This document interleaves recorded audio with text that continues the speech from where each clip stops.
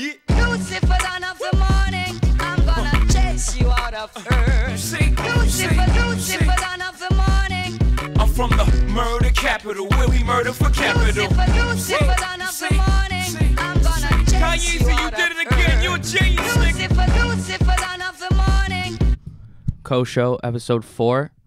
I am here with a new guest. It is not Andrew Serlin anymore. I'm joined by Max Norris. What is up? How are you doing? I'm doing great. I'm super pumped to be on the Co-Show. I'm a first timer, so I'm looking forward to it. Yeah, so you came into WCBN studio for the first time. What'd you think? What were your first thoughts? I'm super impressed with the magnitude of the whole production studio here. Yeah, I mean it's nice. Got the own studio. Talk about whatever. Just play music. Sign it out whenever I want. So, we're gonna talk some basketball this week. Actually, since we took a hiatus last week from basketball, just talk Grammys, some what ifs, whatever. So, did you want to talk about anything specific? Because I have some stuff that I can definitely talk about. But if you wanted to, I got a couple of things I want to talk about. One is Pistons, obviously. yeah, I will definitely talk. Let's start there. Let's start with All right, the let's Pistons. start there. What are your thoughts on how the season's going so far? Overall, I think it's definitely better than I thought it would start. They're obviously in like a pretty hard stretch of games right now. They did pretty well through the first tough stretch before the Suns game kind of spread apart the two like hard stretches of games. I think they've lost 4 in a row though right now, and they're playing the Warriors tonight, so not really the game to get back on track with, even though, I mean, they've played the Warriors well the last 2 seasons. They beat them earlier this year, which was a great game. But, I mean, other than the Wizards game, which started their 4-game losing streak, they lost by 5, 3, and 4. So, I mean, they're just losing these close games at the end. And I get so pissed because, I mean, there's been 2 bad calls in the Spurs and the Bucks game that have kind of screwed the Pistons, and I don't like to complain about the refs because of a loss, but I mean the Spurs game, they called I think something on a rebound on Tobias on LaMarcus Aldridge, and that sucked because they got free throws and went up 4 or something. And then the Bucks game, I forgot the call, but I know there was a bad call somewhere, and the refs have just not been great. And the inbounds plays at the end have not been great either. Tobias is chucking up very contested threes that against the Spurs was blocked, and against the Bucks didn't even go anywhere near the rim. Yeah, I think what's throwing me for a loop when I watch them is just the inconsistency. Like one night, like they've had a lot of great games this year against a lot of good teams and a lot of like big wins, but then they'll come out the next night and they'll lose to the Lakers or like, just like teams that they should not be losing against. And obviously when you look at a team like the Warriors, like they also have been like, they're the Warriors. You expect them to win. They're gonna make the playoffs. They're gonna probably go to the finals, and but when you look at the Pistons, like they're not a shoo-in for anything at this point. And when they're out there losing to bad teams, it's a little bit concerning. And also when like you mentioned, like Tobias just chucking up shots at the end of games. Like, we don't really have that one guy that you can really like call a closer, and I think that's kind of a problem. Avery Bradley probably being the most weathered and veteran guy on the team that we have. He's just not a guy that you can rely on to take shots either. So I think that's a problem, and I think that's kind of been hurting our ability to close out games. Yeah, I mean, it's definitely been evident in the last 4. Like, that's a combined 12 points of the last 3 games. You need to find somebody that will hit a big shot. And like other game, like when they got off to how hot of a start they did, they're one day they lost to the Bucks, and then they're playing the Pacers. They're up like 15-20, and they blow that game and lose by 7. You can't do that. You can't just let that slip away from you. You have to just shut them down. You can't let them get open shots. I remember I watched that game, and I was getting pissed. And then they come back after that game, beat the Wolves, beat the Thunder, beat the Celtics, and it's just like, why aren't you beating the Pacers? And the Pacers, I think, are a lot better than people gave them credit for coming into the season. They're a really good team at home, but you can't lose a 15-point lead to the Pacers. That just can't happen. And like you said, it's just the Pistons can't find a reliable scorer. I mean, Tobias has been great, but he's not taking over games by any means. And I mean, I don't know who it is. I think it's better that they probably don't have a closer, but like at certain times it hurts them. Right. Yeah, it's just like like the Pistons are not a proven team. Like we made the playoffs 2 years ago, and last year we obviously didn't make the playoffs. And when you're just playing it consistent like this, you can't really. It's hard to like look at them and say, yeah, they're gonna be a great playoff team when you can't win some of these games that you should be. Yeah, and I mean, Warriors tonight, Celtics Sunday. It's gonna be hard. I don't think we'll win both of them, but they proved me wrong earlier this year and did win both of them. So hopefully they will do that, and then they enter a easier stretch, which they really have to capitalize on after losing a lot of their recent games. I mean, they're playing Nuggets, Hawks, Pacers, Mavs, Magic, Knicks. Gonna need some wins there. Gonna need most wins. But I mean, I've really enjoyed watching them this year. They're a very fun team to watch. The kind of new offense they're running with Dre at the top of the key is good. I mean, he's averaging four assists per game now, more than he has, and they have 4 people all above, or not above, but at 15 points per game. So I mean, it's a spread the wealth system. What are your thoughts on Ish Smith? Ish Smith, I think he's a great backup point guard. I think that even though he's inconsistent at times, he has the ability to just to tear apart opponents' benches. Like he can go in and score in bunches, and other times he can't hit a shot. So I think Ish is good. He's inconsistent, but I think more times than not, he's a positive to the team, and I think that for what we're paying him a year, I think he's giving us more in return. Yeah, I do think he's a good backup point guard. A lot of people get frustrated with him because of his inconsistency and because like he can't really shoot. He doesn't shoot well at all. But I mean the last few games he has not been good. He had 0 against Philly, 4 against Milwaukee, and just not doing much. I mean, he's a fast guy, but people are just figure it out, and they did last season pretty much halfway through. That's just let him go past you and let the bigs handle him, because that's all they need to do. So I don't know. I think he's good. It's tough though because we also have Galloway, and I really like Langston Galloway. I think they're overpaying him though, but I mean I think you could trade Ish and someone for some kind of backup small forward, because right now it's pretty much only Stanley, and you can't play Kennard at the 3. Yeah, I think. Like you just said, you can trade Ish. I think everyone at this point on our roster is tradable, except for I would probably say Kennard, Tobias, and Drummond. I think that obviously Kennard's young, but when he's played, he's looked really well, really good.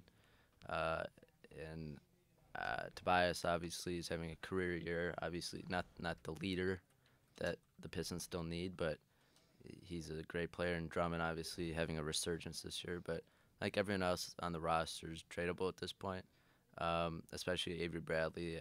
I don't really want to give him the max next year. I mean, he's a great player, and like on a playoff team, he obviously Boston last year he would excel, but I think he's tradable.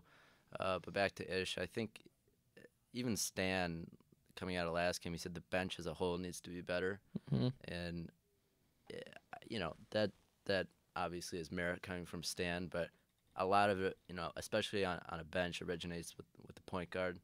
And so, yeah, it's concerning when Ish is having a bad stretch of games, but I think it's kind of a situation you just got to kind of hold out, and it should turn things around. And even though he'll have a good game and then a bad game, a couple more bad games, and then a few good games, I think that the overall production you get out of him is worth it. Yeah, and what you said about the bench, which is one thing that I noticed when they played the Spurs, which most people did notice, it wasn't something they were trying to hide, is I think they should stick with starting Tolliver and bringing Stanley off the bench and then Stanley ending the games. Stanley had a great game. He had 14 points, 10 rebounds, played at the end. I think that's kind of what they should do. I mean, they were successful when Stanley started, but they played a very good game against the Spurs, lost by 3. Like, can't really do much about that. But I like Stanley off the bench. I think he gives them kind of a spark. And I know Tolliver does that too, but I think you kind of need a young guy, get Tolliver, like a veteran, in with the young starters. I think that moving forward, the Pistons should continue to do that. Yeah, I think Stanley's a guy who you can rely on him, and you know he's going to play stud defense. Mm-hmm. And then any offense you get is just additional. I think that he's a defense first kind of guy, and I mean, obviously this is his third year. Yeah, his third year. So obviously he still has not made the offensive strides that I think a lot of people anticipated seeing from him. Mm-hmm. And so that said, I think he's being recognized now and treated by Stan like a defense first guy, and any offense you get from that is just a plus. But when he does start making shots, when he does, when he scored 14, when he gets hot like that and really adds to our offense, I think he's a great player. But it's just those offensive sparks are a little tougher to get out of him. Yeah. So I think that's kind of what I think on Stanley right now. So one thing I want to go back to was when you said Kennard has been great. I think he's obviously a really good shooter, and that's what the Pistons were going for. But on the day of the draft, I was so pissed, cursing the Pistons in their front office for not drafting Donovan Mitchell. And when they drafted Kennard, I fell on the floor. I'm not kidding. Yeah, I remember. I turned off my TV, told my dad I'm leaving. I can't watch this anymore. I had the same exact reaction. And at the time, I was pissed at them for not taking Donovan Mitchell, but I was more so pissed at them for not trading up a spot to get Malik Monk. Now, obviously, right now, Donovan Mitchell is playing exponentially better than Malik Monk. But at the time, obviously, at the time, you probably thought Malik Monk was a better pick than Donovan Mitchell. I wanted them to either take Monk or Mitchell. That's what I thought too. And if you just look at the way Donovan Mitchell's playing right now, like, he did put up 40. Was it 41? 41 a couple nights against the Pelicans. Mm-hmm. But even before that, I looked at his game log at the beginning of the season. The dude's been putting up 25 like a couple times a week. Like, yeah, he's so good. I read this article, a comparison about Donovan Mitchell, and they compared him to like a more athletic and better defensive Damian Lillard. Yeah, I mean, he's great. He's currently shooting 37% from 3, and I think that was one of the biggest knocks on him, was he was an inconsistent shooter. But I mean, you could see. I remember because I was hoping the Pistons would draft him. I was watching some of his college highlights, and when he got hot, he's unstoppable. And so he's shooting 37% from 3. He's averaging 17.5 points, 3 assists, 2.5 rebounds, and 1.5 steals. Like, that's from a rookie that was pretty much thrown into the Jazz lineup. Say, do this. We just lost our star, and our other one, Gobert, has been hurt a lot for most games this season, and he's not an offensive first player. So I mean, I'm still pissed and will always be pissed the Pistons didn't draft him. I thought he was one of the like, why he wasn't going higher in the draft anyway. Like, he was always projected to be the 12 through 14 range. I don't know why he was just put into those picks. I think it's because he was being labeled a 3-and-D kind of guy, even though he wasn't a consistent shooter. That's just kind of the label that a lot of scouts are putting on him, and but it's frustrating. It's so frustrating when the Pistons have an opportunity to get a franchise guy and an all-star player. Like Donovan Mitchell, could easily be an all-star this year if he keeps playing like he is right now. And it's frustrating because the Pistons, as good as overall this season, they've been playing pretty good basketball, and I think as good as they have been, they're not a playoff contender. They still need a superstar or two, and I think that when you miss out on an opportunity to get a guy and you pick you go with a safer pick in Kennard instead of taking the upside, I that's just frustrating me. Yeah. Yeah, I'm still mad, and I will always be mad. And so then moving on from Kennard and Mitchell, staying at their position though, I was having this not, I guess it wasn't really a debate. Nobody was debating, just like conversation about the best shooting guards in the league right now. So I want to talk to you about that. So I think the clear number one is obviously Harden. Some people label him as a point guard. Still think he's a shooting guard. Think he's always been a shooting guard. LeBron's a point guard. Giannis is a point guard. Like, you can label anyone who can handle the ball a point guard nowadays. But yeah, I would agree with that. Harden's a shooting guard. So, so it's Harden, and so what do you think after that? I think the spotlight's on him, but I don't think the spotlight is on him as much as it should be if he was on a much better team. But Devin Booker, as young as he is, I mean, he's ridiculous. He's hitting game winners, putting up 30 every night, making big shots, shooting consistently, playing at an all-star level. I think that you definitely, the way he's playing right now, have to put him in the top three. Top three, that is high. It's a bold statement, but if he was on the Cavs or the Celtics and playing at this level, I think that it would be not even within question that he's a top three shooting guard in the league. But just because he's playing on a crap team like Phoenix right now, I think that's the reason why people aren't valuing him that highly. But I would, if not top three, top five. Top five? All right, I can see that. Because, I mean, I think the top three, people can debate the third. I think it's Harden and Clay are 1 and 2. And then I think third is probably Jimmy Butler, in my opinion. I think his skills on both sides of the ball are, like, you kind of have to. Him and Clay are both magnificent on offense and defense, so you gotta pretty much put them 2 and 3. And then after that, you have then you kind of have a group of guys. You have Beal, McCollum, DeRozan, Booker, and then I think Avery Bradley's really good just because he's not a great offensive weapon, but he will get fit like 16 a night and play lockdown defense. So I think that's like the group there. And I think DeRozan, like, he's great in the regular season, but in the postseason he sucks. So I mean, I think the Raptors in general, I just don't think that team is built for postseason success. But I mean, DeRozan, he's definitely, if not top 5, top 10, definitely. I would go probably Beal 4.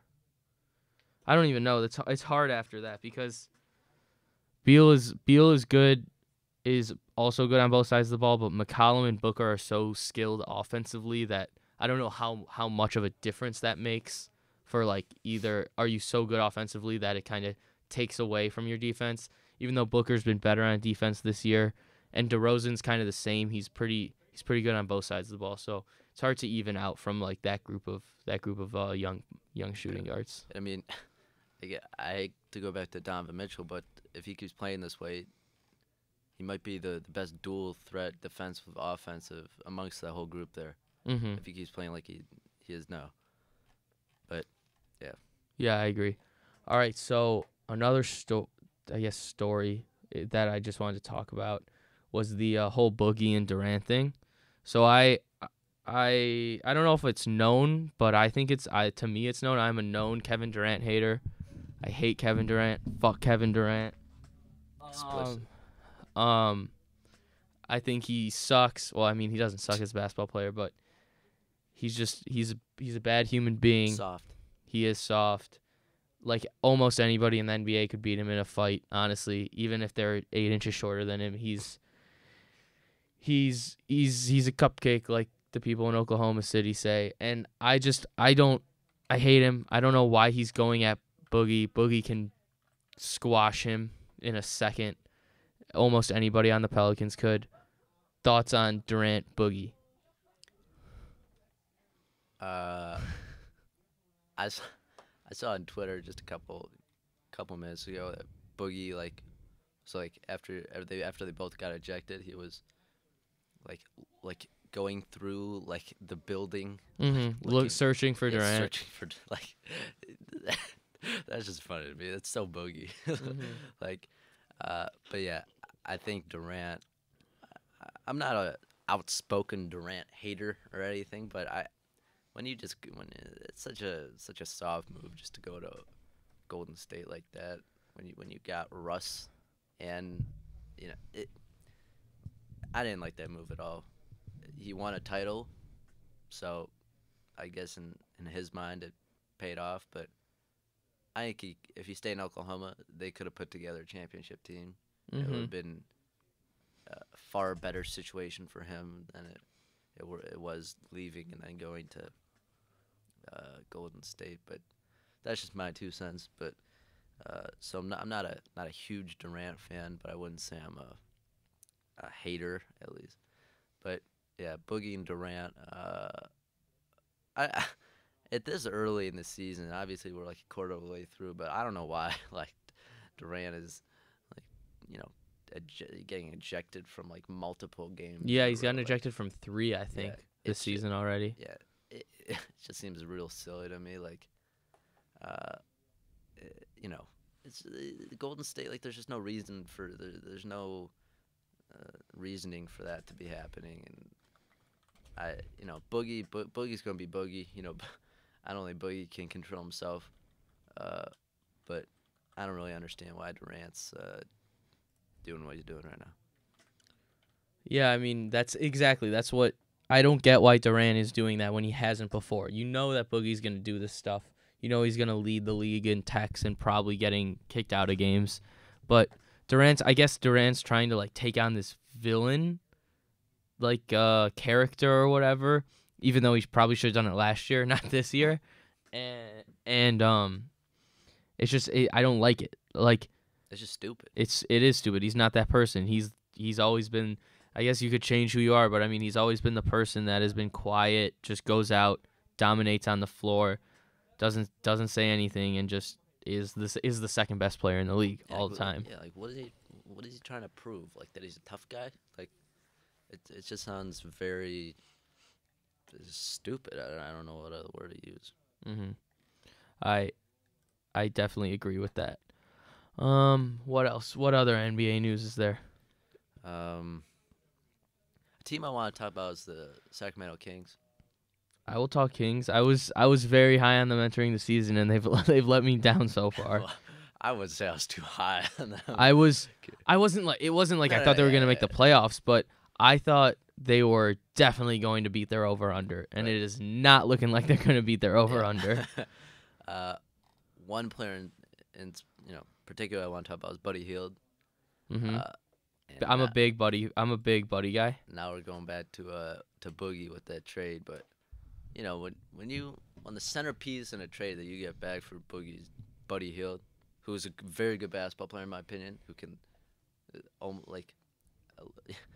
he's Klay Thompson without half the defense. He just light it up and create his own shot. I think right now he's not starting for them. He's getting like 15 to 25 minutes a night. I don't get it. When you I just don't get it. When you get a player as a centerpiece for an all-star player in return, and he's such a young player. I mean, he's 24, so he's on the older side of kind of being a young player, but he's still inexperienced in the league.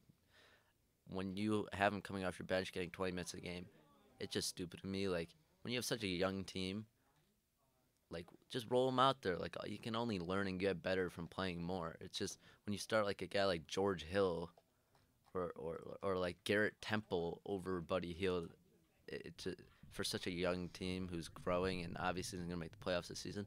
It just seems silly to me. Yeah, I agree. I liked their offseason. I liked drafting De'Aaron Fox. He was probably my favorite player coming in. And he's been fine. He's actually been good. I'm not gonna say fine. He's been good. Nothing probably better than good. Fox? Yeah. He's shown flashes.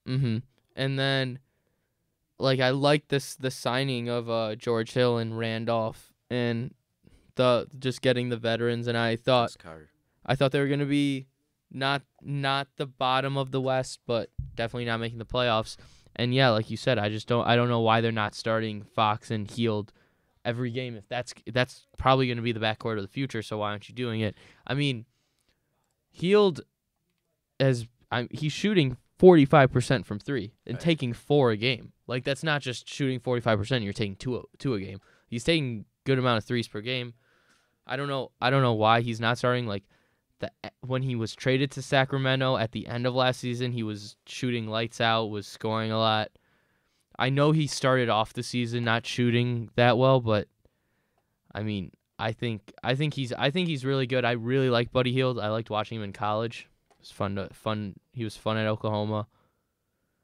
But yeah, I think they're paying George Hill a lot, and I understand that when you pay a guy a lot, you expect him to play really well and play a lot of minutes and start for your team. 'Cause I think he's gonna pay like at least $10 million, probably. And so they signed Vince Carter, George Hill, Zach Randolph to be mentors to all these young guys. They didn't sign them to start games for them. Like, when you have such a young core, you want them to play together, get minutes together, grow as a team, play in tough games, critical moments, and I think that for some reason, they just aren't willing to do that at this point. Also, you think of just a plethora of young guys they have. They got Fox, Hield, Justin Jackson, who's right now in the G League, but he was playing fine until he got sent to Scalabissiere, Willie Cauley-Stein, and then a lot of people forget about him, but Harry Giles. You got a guy who was the #1 ranked high school player coming into college, then obviously got the injury. yeah. And then last year he did not play very well at all, but he's going to come back soon, and I think that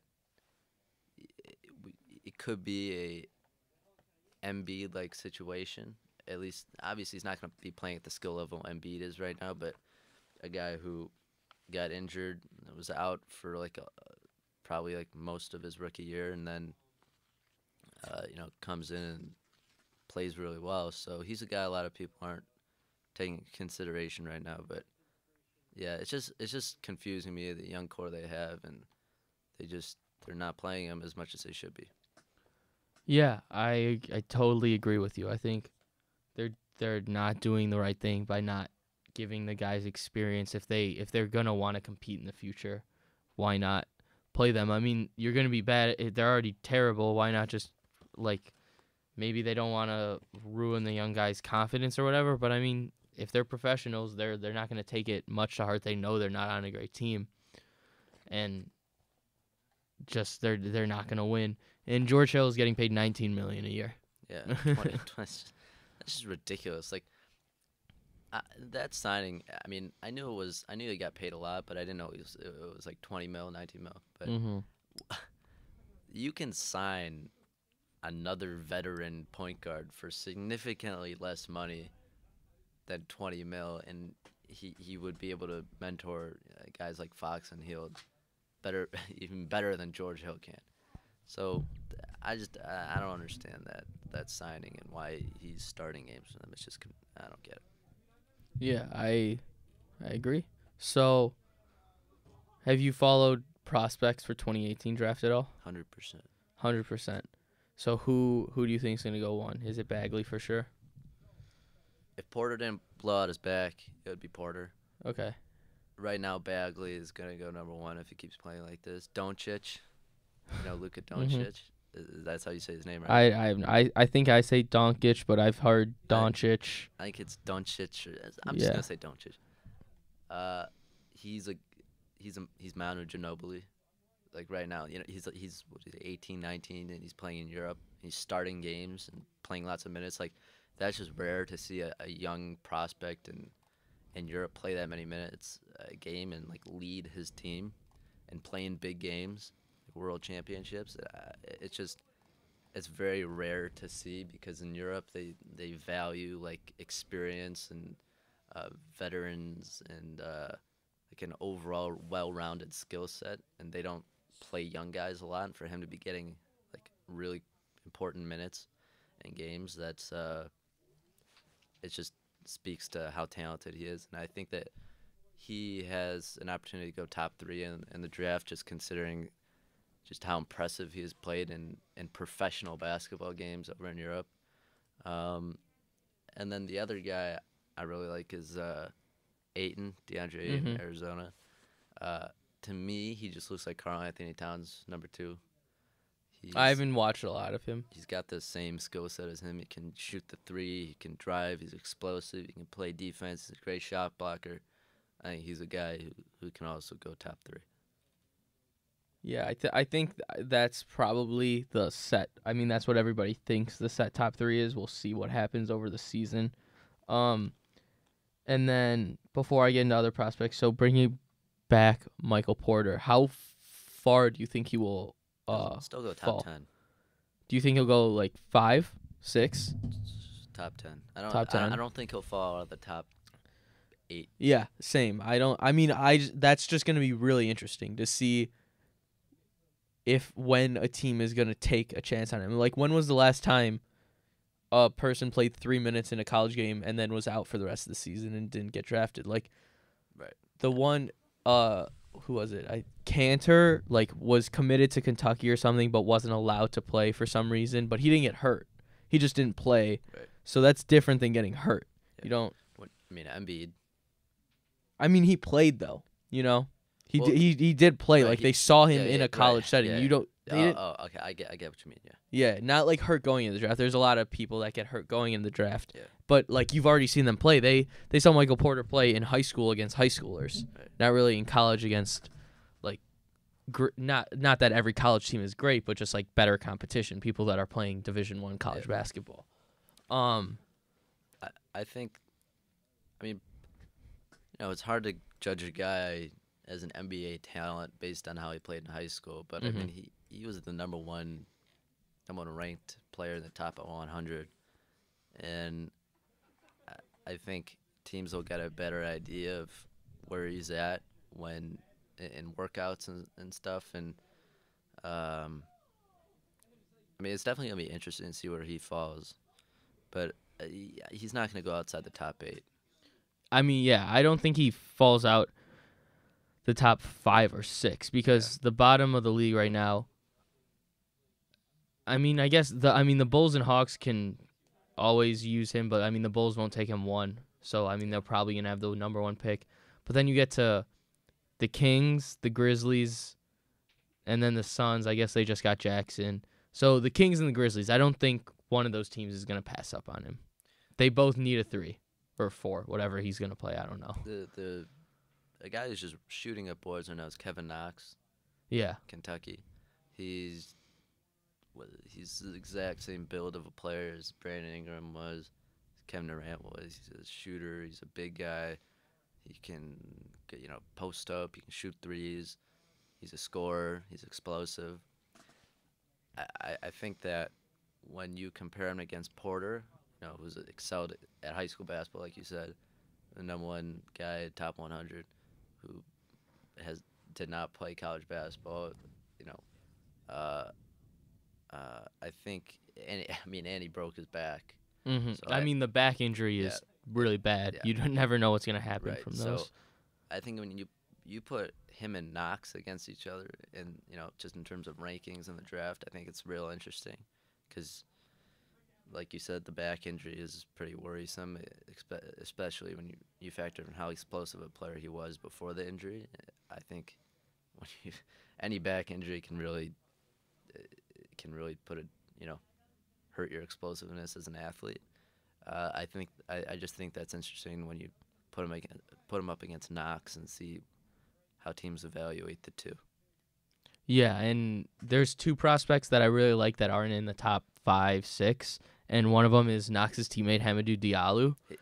I mean, we can talk about him now, but I love him. I'm a sucker for any athletic guards. Like, I always like athletic guards. His name is also sweet. I think he's gonna be great. I don't really know who to compare. I guess he's kind of. I don't want to say he's like Donovan Mitchell-esque, but because he's not as good of a shooter.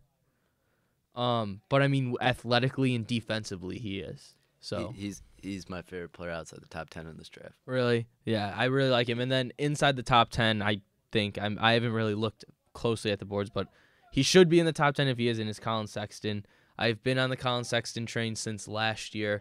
There's a lot of YouTube videos of him and Jalen Hands, who is another very good point guard. Who we get him see him playing tomorrow.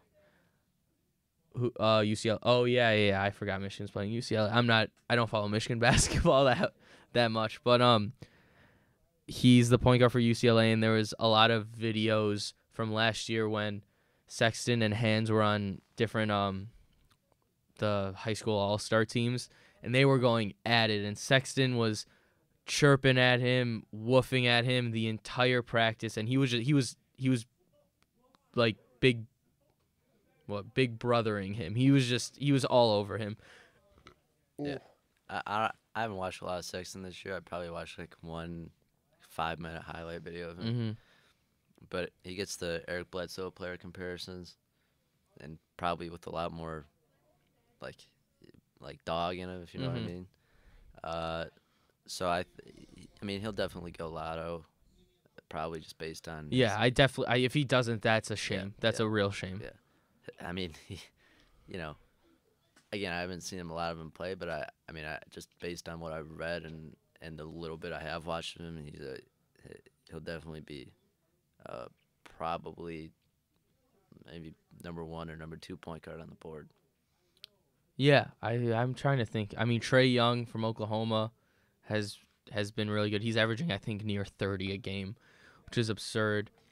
There's a lot of this draft is super deep. Like the drafts keep getting better and better. Honestly, it's very wing heavy. Mm-hmm. I mean, yeah, it is. You got what Porter, Bridges, 2 Bridges, 2 M Bridges, right. Mikal Bridges, yeah. Knox. You got Chris Wilkes. He's on UCLA. He'll probably go top 20. But yeah, I mean, just what we just mentioned, like 5, 6 guys. Yeah, are probably gonna go like top 20, who are all very capable wing scorers and defenders.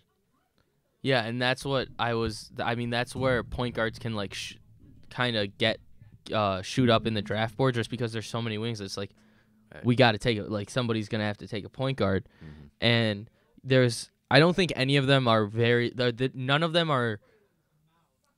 I don't care about Fultz and Lonzo now. I'm talking about when they were like last year, when people were talking about them for the draft. None of them are like those two. They're not. They don't have. I mean, I guess they could have the potential, but right now I don't think they're as good as them. But I think the crop of Hands, Duval, or Sexton, Duval. I don't know how good Hands is. Haven't really paid attention. But they're all like 8 to like end of the first round picks, you know. Well, and if Duval keeps shooting like he does now, I'm not sure he's gonna go in the first round. That's true. He is shooting bad, and I still like him because I am a sucker for guards who are athletic and can't shoot. But whatever, I still like him. And then another guy who's just not getting a lot of coverage because he's not playing on a great team right now and not a huge program. But do you know a guy named Troy Brown Jr.? Is he at Miami? That you're thinking of Lonnie. Yeah, yeah. Troy, I've heard the name. So he's on Oregon right now, and he's He's getting a lot of minutes, and he's playing real well. He's like a 6'6" point guard, athletic, can shoot the 3. I like my tall point guards. I think that's where the NBA is going. When you got, I saw a video of him the other day in high school, just absolutely posterizing Marvin Bagley. Oh, that's always a good highlight to have. A good highlight to have. He's kind of an Evan Turner kind of guy with more upside. Mm-hmm.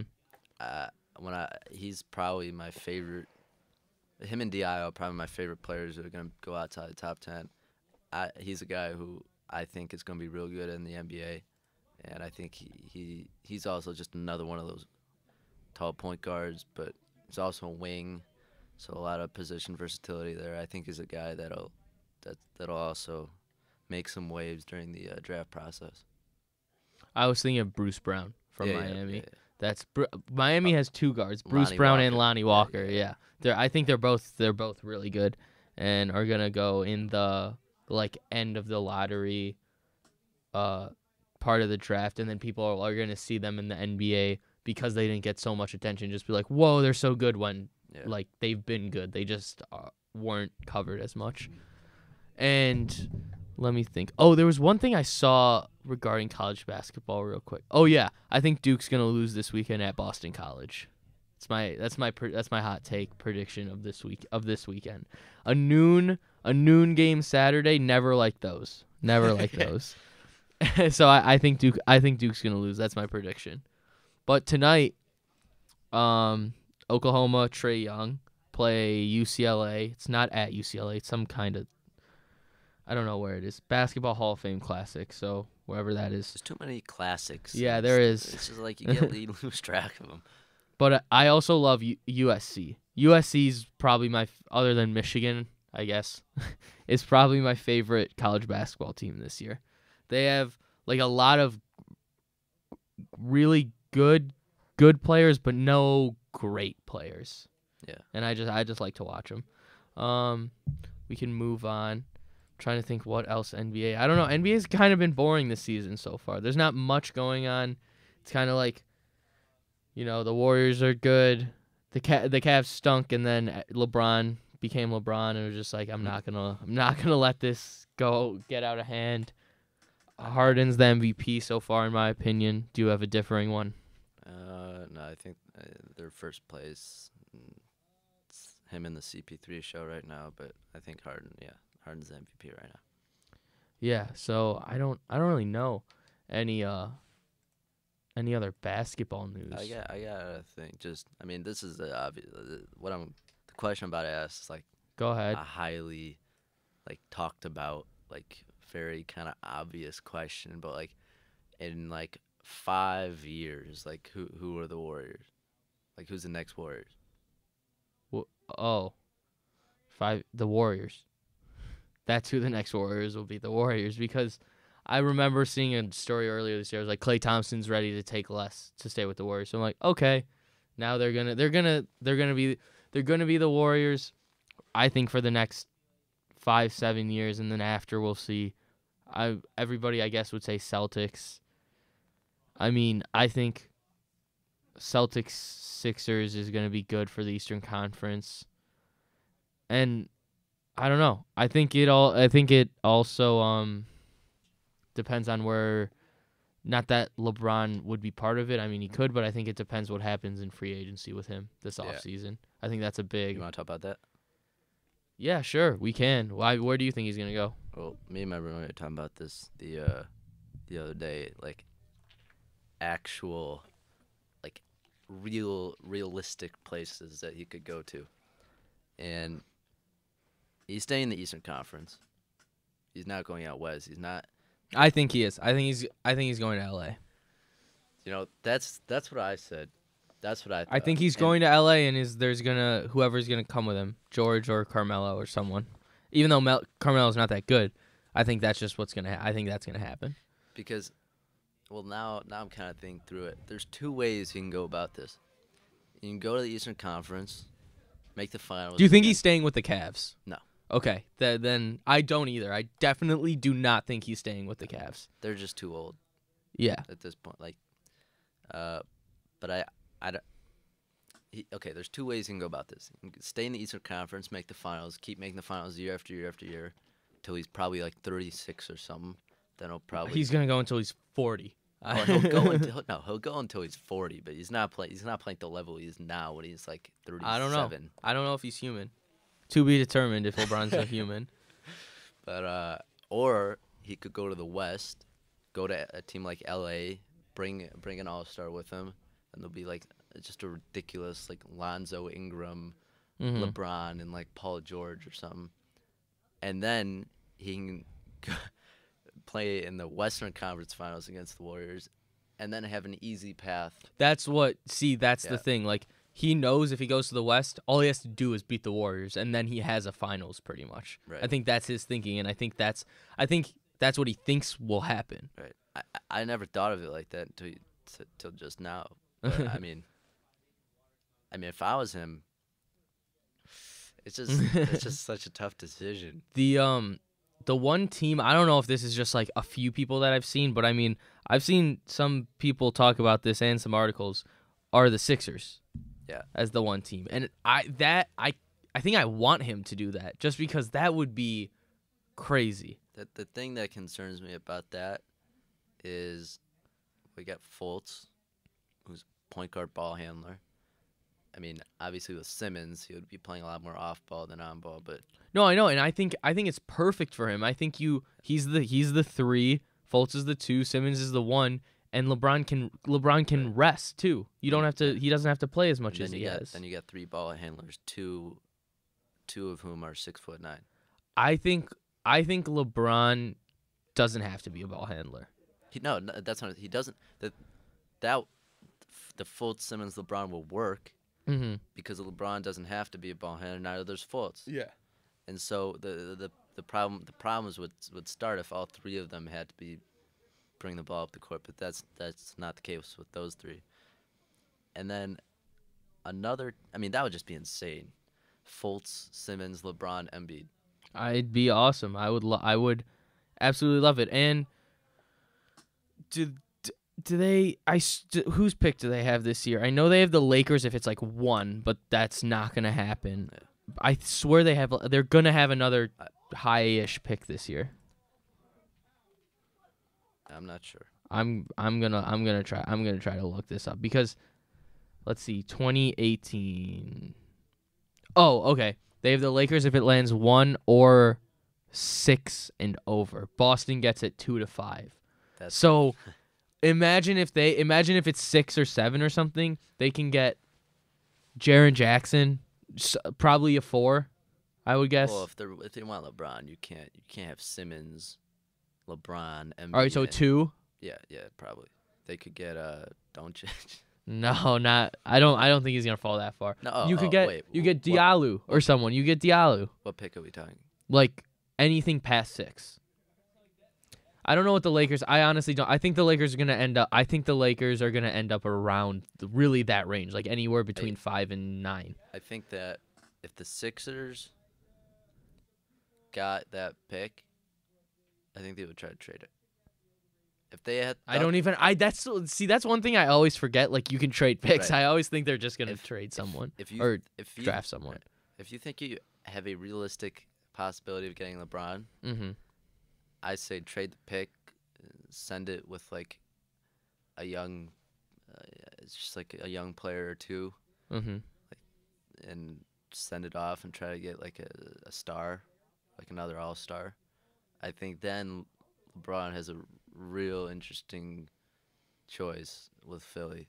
I mean, then they I'm just trying to think of that's what Philly needs to have the narrative become LA or Philadelphia because then I don't even know. I'm trying to think of like a good 2 that they could trade for. I don't even know. I'm trying to think. DeRozan if Toronto tries to blow it up. If they lose again. Yeah, I guess they could try with DeRozan. I mean, that's all that Philly needs to do. They just need to plant stories that LeBron is gonna come to Philly. I think they're one player away from letting LeBron away. Yeah, and I think LeBron is smart enough, and I think he's one to realize like all he has to do this like LeBron versus Jordan narrative is he has to win more championships. If he wins, he has 2 right now or 3. No, he has 3. 1 with Cleveland, 2 with Miami. If he wins like So my whole thing with last year, I was just going back to last year. If he beat the Warriors last year, I thought you could definitely have that debate of Easy. best player because, I mean, that Warriors team was nuts. But I think if the Warriors stay and he beats them or whatever, I think he needs probably 5 to get into near that conversation. I mean, he's already in the conversation now. No, I mean, I think he's 2. I'm talking about, like, definitively being number 1. I would say if he beats the Warriors, Maybe one more. whatever team he has, whatever team he's on, if you beat that Warriors team with Curry, Clay, I think that's a pretty big feat. Yeah, and I think he's smart enough to realize that he's going to go to the team with the best chance to do it. And so if he wants to go to LA, but he doesn't know if Paul George is going to be there and doesn't really feel right about it, I think he's not going to go there. I also think if we're talking about potential teams, I think there's two more. 2 more? Is the Spurs one of them? No. I would just throw out that. Spurs. I don't know. That'd be fun. That'd be so fun. I would love to watch LeBron and Kawhi play together. Love it. Yeah, I don't know how that Popovich-LeBron dynamic would work out. I don't think LeBron needs to go to a team where he's the coach. So what's the 2 others? There's 2 more. They're both East. Okay. Well, let me guess it. Let me try to guess. I was going to say there's one more West, but they're just too small of a market. I was going to say Portland, but they're too small. Okay. Let me try to guess these East teams. Okay. I think you're going to get them. All right. So I'm eliminating some in my head. I'm obviously eliminating the Bulls, Magic, Hawks, whatever. Okay. Not the Knicks. Is it the Knicks? One of them's the Knicks. Okay, one of them's the Knicks. I mean, I guess you kind of have to put LeBron in a New York or LA market. Like, it's just something that has to happen. Here's the thing. New York, if they shed, like, dumb contracts like Courtney Lee and Joakim Noah.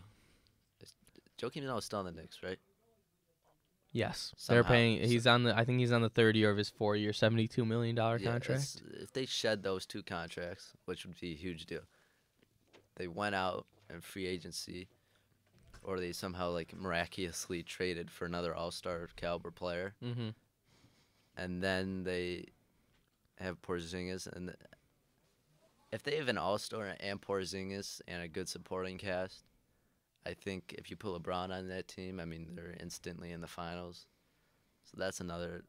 I mean, it's just interesting. Like, I think, it's New York or LA, I mean, or Philly if they, But I think those are kind of the 3 main places he could go. Was the other? The other was Milwaukee. Okay. But I think they're too small of a market. I don't think LeBron LeBron goes. I to Milwaukee. thought you were gonna say Washington. They don't have the cap space. I mean, if you think you're gonna get LeBron, you shed that cap space. Yeah, but you have to shed one of your big contracts, either Porter or Beal or Wall. And I mean, I guess they're not gonna just throw Beal out. What are your thoughts on them giving Porter the contract they did this offseason? They were in a very hard place, in my opinion, because 1 year of Kelly Oubre is hard. I think Kelly Oubre is a good player. I don't think he's bad. I think he'll actually be like a very good player. I think Oubre is good. But it was just, I don't think they should have done that. I think they should have let him walk. I do think they should have let him walk because it lets them. Because the whole thing this offseason was, where's LeBron going next offseason? And they're stuck into their roster right now. So if you let him walk, you have space for this upcoming offseason on what to do and where to go with your team. So I think they made the wrong decision. I mean, Otto Porter's a good player. I don't think he's going to get that much better than he already is. So yeah, I think.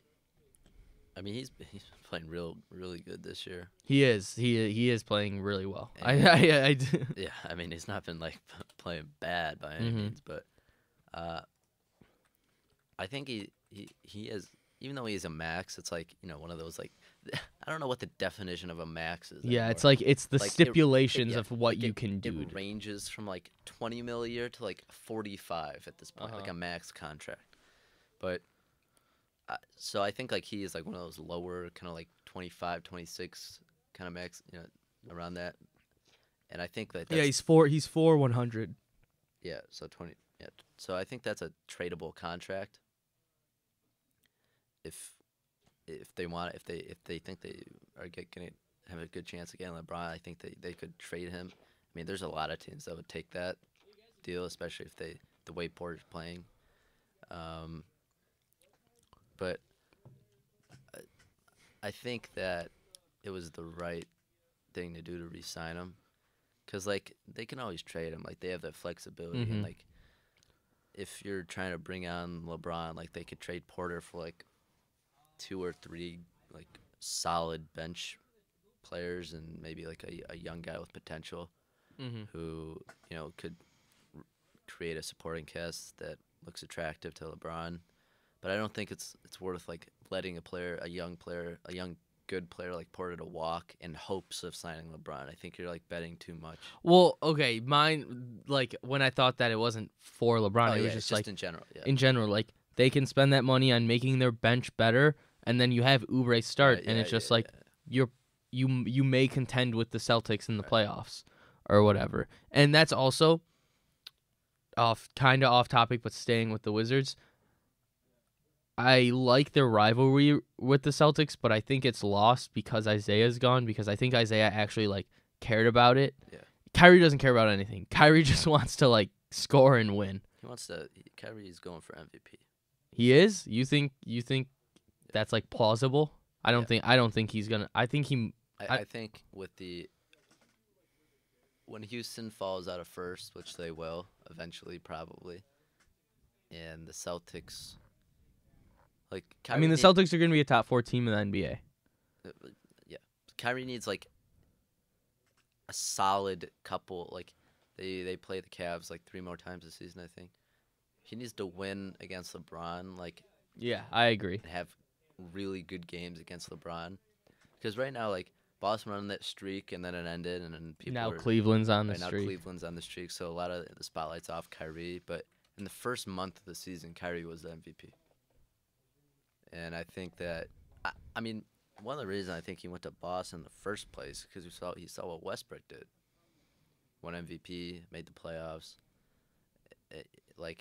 I think that Kyrie's mindset was instead of being like such a soft guy like Durant and leave to go to a contender, I'm gonna leave Cleveland. I'm gonna go from a contender and try to build another contender while in the process winning MVP. Yeah, I think he saw Westbrook did, just being like the dominant, like ball handling, scoring point guard on a team, leading them to the playoffs. Won MVP for Westbrook. I think Kyrie thinks that he can do the same.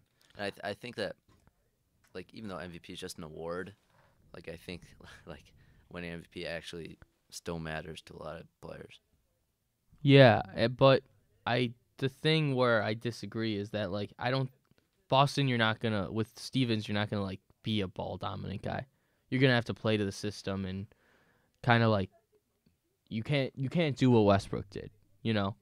You're not gonna be able to be that, like his usage percentage was over 50 or whatever, right? Very close to it. I think that it's not really what I mean. Like it did come out that way, like what I just said, but I think it's not really what I meant. I meant like being the most valuable player. Like without Kyrie, like they're not even close to the record they have now. Yeah. Like they have Tatum.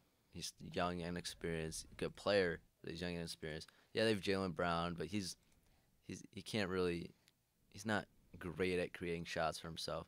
And then Horford, but without Kyrie, they're not a top 5 team in the East, in my opinion. Just because that's a take. Just because their bench is not great, and obviously Hayward's out, but without Kyrie, they're not a top 5 team in my opinion. Yeah, yeah. I think. Are you saying with Hayward, like if with Hayward out? With Hayward out, yeah. That's actually, I haven't really thought about that. If that trade didn't happen and Hayward still got hurt, that is very interesting. Actually, now I'm thinking about it. Anything else that you want to bring up? I didn't come prepared with anything. I was just like, let's do whatever. So far we've been very busy. Just to talk about the draft. I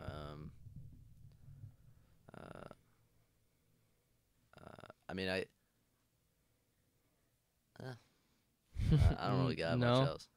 I'm trying to think. I did What did I do? I debuted a segment last week. And no, let's do it. I want to do it. So it's called Boofs and Goofs. So it's like any sort of incompetence being shown anywhere in the world. It doesn't have to be NBA. So let me try to think. Where was incompetence shown this week in any sport? No, you know what? I'll go back to an earlier subject. My boof of the week is Durant trying to fight Boogie, just because he's an idiot. And why would you ever do that? Yeah. Why would you try to get into a fight with somebody? I actually don't know if Boogie's taller than him, but weighs a lot more than him, and will definitely throw hands. Like Durant will not do that. Boogie will want to fight you, like he showed when he went to the locker room. If Boogie was playing in the 90s or the 80s, that dude would be in a fight every single game. Yeah. Knocking players out. Yeah. Like him and Lambeer would just absolutely kill each other. I mean, he would fit well on the Pistons teams. Yeah. It's just being a guy who's just not afraid to just knock you out. Do you have a boof or a goof? Wait, what's a boof? A boof is like a goof. It's just like if I like, I don't know, like I'm doing this in an academic sense, but let's say like I filled in an answer and I totally read it wrong, and I was just like, oh, I boofed.